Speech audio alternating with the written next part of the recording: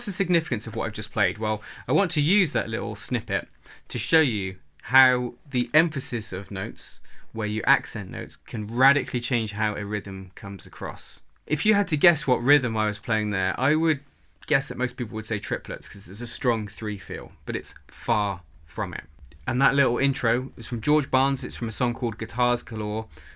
Absolute joyous song, wonderful piece of music. And I was transcribing it recently, and when I first listened to it, I thought I just assumed that intro was triplets. But no, it's not. It's eighth notes. And it's all about the emphasis of where the notes land, and it creates a feeling of 3, but he's actually playing eighth notes. Transcribed, written down, that intro goes, I'll do it slowly. 1, 2, 3, 4.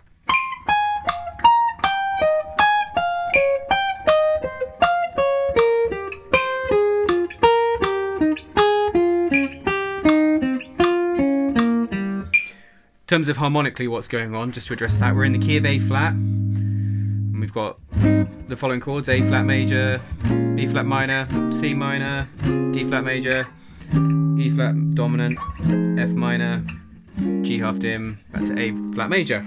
And he's just playing triads, which naturally work in 3s obviously. Descending, he's going F minor, E flat major, D flat major, C minor, B flat minor, then the leading tone of the key, then the same thing going down, F minor, E flat major, D flat major, C minor, B flat minor, leading tone, then we're into the melody. That's harmonically what's going on. So he's using triads, and the natural thing to do with triads would be to put them in a triplet rhythm. So 1, 2, 3, 4. 1 triplet, 2 triplet, 3 triplet, 4 triplet. And that's just doing it down in triplets, but he's not doing that. He's using eighth notes. So if I put the transcription of that on the screen fully, you'll see the symbol above each triad, that's accented. So he's playing that note more loudly than the others. If I clap that rhythm against the metronome, or if I clap where the emphasis is, 1, 2, 3, 4. 1 and 2 and 3 and 4 and 1 and 2 and 3 and 4 and. So what happens is we've got this 3 feel because of the accent and because of the triad, the strong triadic sound structure. But sometimes they're coming in at strong parts of the beat, so on the first half of the beat, 1, 2, 3 or 4, or sometimes on the weaker half of the beat, so on the and. So the F minor comes in on beat 1, the E flat comes in on the and of 2, the D flat comes in on beat 4, the C minor comes in on the and of 1, and that B flat minor comes back in on the strong part of the beat on beat 3. Now to illustrate that more simply, if I just played one note, 1, 2, as eighth notes for 2 bars, so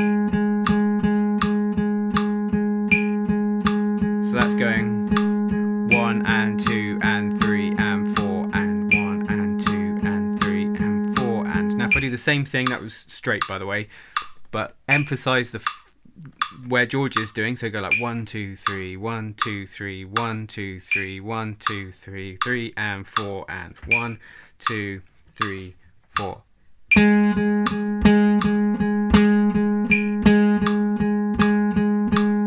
It creates a completely different feel, especially when paired with triads.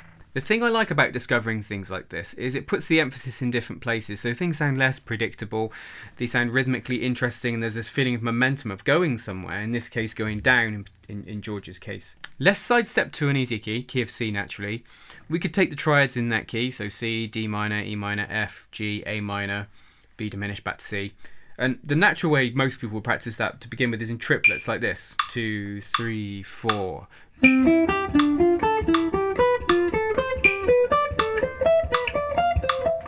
So going 1 triplet, 2 triplet, 3 triplet, with each triplet being a triad.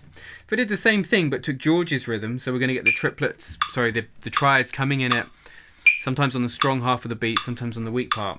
1, 2, 3, 4.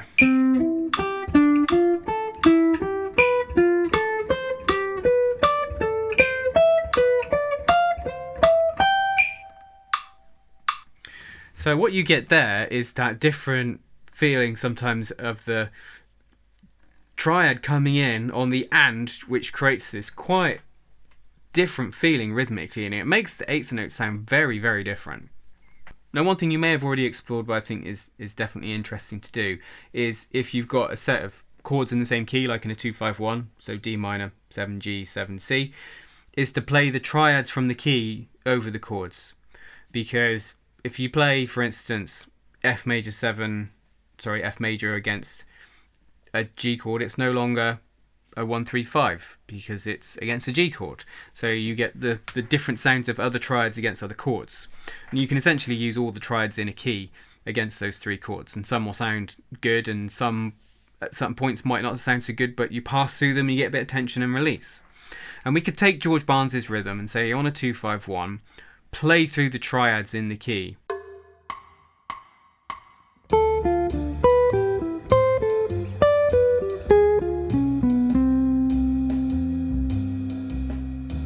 So that was playing over a 2-5-1 in the key of C using a D minor triad, an E minor triad, an F triad, a G triad, and then I actually used an arpeggio for the tritone of G7. I did a D flat 7 just for a bit of break away from that sound to resolve to C, and for a bit of tension as well.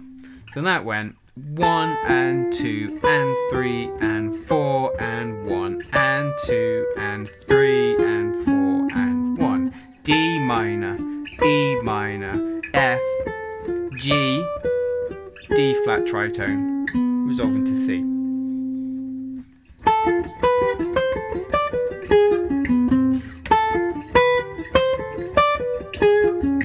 And that accent's critical for it to come across, I think.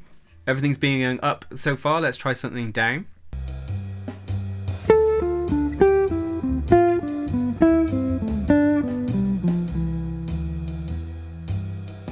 So that example over the same chords went D minor, C, B diminish, A minor, G, triad, but then put the 7th at the end, do the flat 7 to 3 resolution. So it kind of went 2, 1, 7, 6, 5, 1. The other one went 2, 3, 4, 5, flat 2 dominant, 1. Superimposing those sounds over the 2-5-1, using just that 8th note rhythm to just play with the feeling of rhythm. And I think the triad coming in slightly earlier than you expect creates this really interesting against the rhythm of the backing. To summarise, the overall real point of this video is just to make you aware that the 8th note rhythm, which is really the default rhythm in jazz, you know, if you just play 1 and 2 and 3 and 4 and with no articulation, then it does sound predictable and dull. And things like this, where you've got that 3 feel thing going on, naturally works well with triads. It just changes things and it makes things a lot more interesting. Not that you'd want to do this all the time, of course, but it's just to show you how the 8th note can come across very, very differently when the emphasis shifts around.